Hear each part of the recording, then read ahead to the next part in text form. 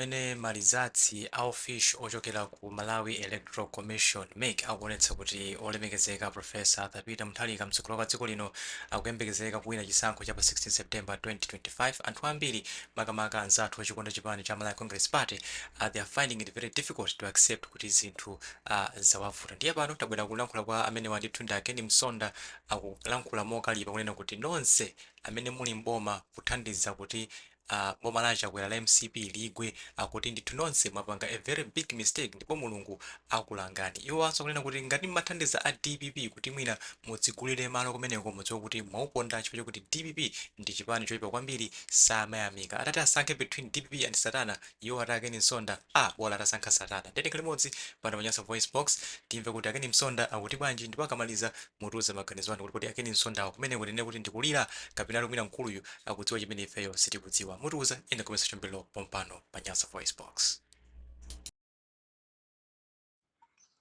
Honorable Kenneth Chitatata Nkwamba Nandi Katolitole Msonda, a born-again Christian, an evangelist, a seasoned politician, president of real estate agents in Malawi, and Malawi Congress Party second deputy publicity secretary.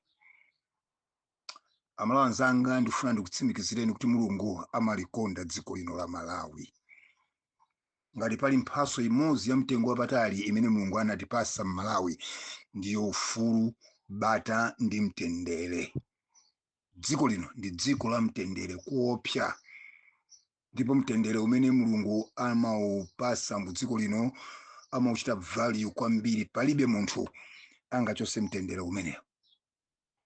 Tiyamikire kumwamba kuti maganizo a DPP ofuna kubera chisankho sanachitike ndipo agwidwanso ndipo zalephereka.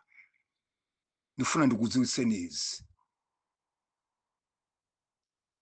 Ngati pali anthu ena amene muli kubomako in ministries, departments and agencies amene munayesesa kuti boma la MCP la Chakwera ligwe nkumathandiza a DPP kaya kuwapasa maoda, kuwalipira makontrakt awo ndi kuwapasa ndalama, tikuwuzeni you made a very very big mistake and Mulungu akakulangani. Makamaka inu anzathu amene muli kuma MDAs chifukwa munali mu alliance ya MCP ndi zipani zina zija 8. Makamaka inu anzathu a UTM ndikuwuzeni mumve izi. Chifukwa ndikuziwa ma ministries, departments and agencies muli ambiri amene muli ma directors ndi ma chief executive ndi mabwana kandi ma DC muli pa mipando chifukwa kuti inuyo munali a UTM ya Malemu Saulus Klaus Chilima. May his soul continue resting in peace. Ndiye mumve izi. Ngati pali anthu amene a DPP amadana naye kopsa Malawi muno, a DPP amadana kopsa ndi Chilima, samamfunira zabwino ndipo samamuyang'anira kuti akunkonda. These people hated Chilima like a dead dog. They never wished him well, and they never wanted him to excel in his political, spiritual, business and professional life. Let me repeat it once again. Ngati Malawi muno pali atsogoleri andale amene amadana ndi Chilima kopsa ndanale a DPP. Samamfunira zabwino, samafuna kuti akhale moyo, samafuna kuti apambane pa moyo wake wa uzimu, moyo wake wa ndale, moyo wake wa business. They hated the young man like a dead dog. Ani ngati pali anthu amene imfa ya Chilima anakondwa nayo ndi kusekerera anali a DPP. Mwina simukuziwa zimenezi. N'chifukwa chake anayesesa kuti maliro a Chilima akhale maliro opangisa manyazi, kututa anthu kupita ku Bingu Stadium kumakakuwa maliro, kumakakuwa anthu amene anabwera kuzapepesa maliro. N'chifukwa chake adalemba anthu kumagenda maliro, kugenda mtembo wa Chilima ukuchokera kuno ku Lilongwe kupita ku Ntcheu. Munthu womkonda suma alemba aganyu tazika kuwa pa maliro pake. azikapanga mwano pa maliro pake. Munthu wonkonda sumalimba aganyu kumakagenda bokosi la maliro akupita kuti akapumule kumuzi kwawo. ADPP amapanga zimene jadala to show their anger kuti even in death they hated Chilima. And maybe you didn't get me right. I was there in Honorable Ken Msonda. I know what I'm telling you. Enanu panopo ndimutseguka maso ndibwereze ngati panali anthu amene amamuda Chilima like a dead dog analatsogolera ADPP. They never wished him well. They never wanted him to excel in his spiritual, political, professional life, and they wished him dead ali ndi moyo. And ngati apali andale malayi muno amene anasekerera kwambiri kuti Chilima wamwalira anala DPP. Nchifukwa chake ndibwereze anatuta aganyu kubwera nawo ku BNC Bingu National Stadium kumaka kuwa maliro ali mkati, mwambo wa maliro uli mkati, kulemba aganyu kumawowoza kusokoneza mwambo wa maliro. Nchifukwa chake pamene maliro amatengedwa a Chilima Mtembo kupita ku Nchewu analemba aganyu sewonso kumagenda maliro kutukana maliro chifukwa analata kondo kuti Chilima wamwalira. Ndi enanu muli ma ministries, departments and agencies munali lembedwa ntchito chifukwa ndinu AUTM. Ndi ADPP akudziwani anakakhala kuti ADPP awina bomena anakaza kuchosani niyo ntchito ndikukumangisaniswa. Ndizomvetsa chisoni kuti enanu mumatumbwa, mumanyada, mumatukana Chakwera, simmamvera boma la Chakwera, mumapasaso maoda a DPP wo, malipiranso a DPP ma contract kuganiza kuti mugula malo. DPP bola satana, DPP siyamika. They use people and dump them like a condom. Accept my holy political truth. Ndibwereze DPP simayamika. Inyo msaganizo kuti magula malo kuti ADPP atabweraso akusungani anakazambira inuyo amene muli ma ministries, departments and agencies amene malibeno ntchito kumene kuchifukwa mnali AUTM ya Chilima. Ndero nzofesa chisoni kwambiri kuti inuyo nkumayithandizaso DPP yo kuti ibere mavoti kumaganiza kuti itabwerera azakuthandizani azakusungani over my dead body.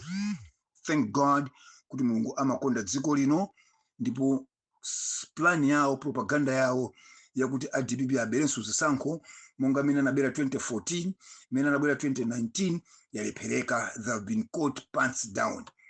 They have been caught stealing. They have been caught trying to rig an election. Ndendo kuchenjezeni muziphunzira. Ino amene muli kuboma. Ma DC inuyo. Ma directors inuyo. Kaya ma PS inuyo. Zinduna inuyo. Mumaganiza kuti by helping DPP come back azakusungani. Ndibwereze anakazambira inu. Chifukwa DPP chimene kufuna ndi vengeance. Chimene akufuna siku zatumikira malayi, but they wanted to come back kukubwezerani niyo chipongwe. Munaona kuti munthu kupanga ndi kupanga kampeni, angopanga kampeni yonse kungoyankhula masentesi atatu.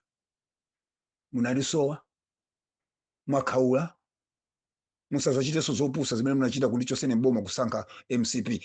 Munthu angoyenda kampeni ndi mawu atatu okhawa basi. Munandisowa, mwakhaulatu, musazachiteso zopusa munachita kuti ine mulichose mboma musankhe MCP. Basi nkumvotera munthu amene. Are you serious? Sizingatheke. Osatheka. Masentesi atatu basi. Musachita chani? Ayi. Mundi agenda yanji? Ayi.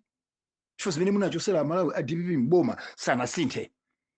Akamanena kuti tufuna tibwerere mboma tikathane ndi MCP. Sakunena tu MCP Malawi Congress Party akunena nonse amene munali mu Tonse Alliance. Kaino abibi, inu amene lero mukuti muli ku UTM, inu amene munali ku Afodi, inu amene munali UTM ya Malemu Chilima, amafuna kuthana nanu nonse chifukwa nonsenu munali pa list yokuti munathandizira kuti mwachose mboma.